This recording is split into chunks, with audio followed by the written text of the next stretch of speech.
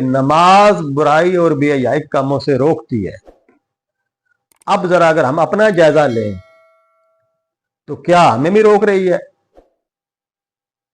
اگر ہمیں نماز نہیں روک رہی برائی اور بے حیائی کے کاموں سے تو پھر سمجھ لیں کہ اللہ کے حضور ہماری نماز قبول نہیں ہے۔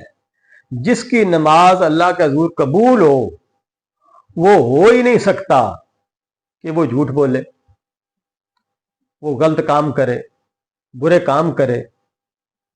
جی ہم نماز بھی پڑھ رہے ہیں اور ساتھ ساتھ سارے برے کام بھی کر رہے ہیں، بے حیائی والے کام بھی کر رہے ہیں، لوگوں کو تکلیف بھی دے رہے ہیں، دھوکہ فراڈ بھی کر رہے ہیں اور نماز بھی پڑھ رہے ہیں۔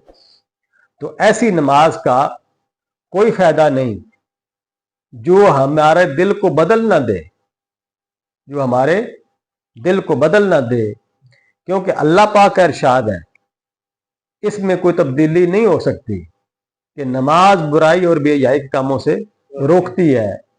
تو اگر ہمیں نہیں روک رہی تو ہماری اس میں کوتاہی ہے، ہم نماز کا حق نہیں ادا کر رہے، ہم نماز صحیح پڑھ نہیں رہے، ہم نے صرف نماز کو ایک رسم بنا لی ہے۔ تو خدا را ان چیزوں پر غور کریں کہ یہ رسمی نماز نہ ہم پڑھیں۔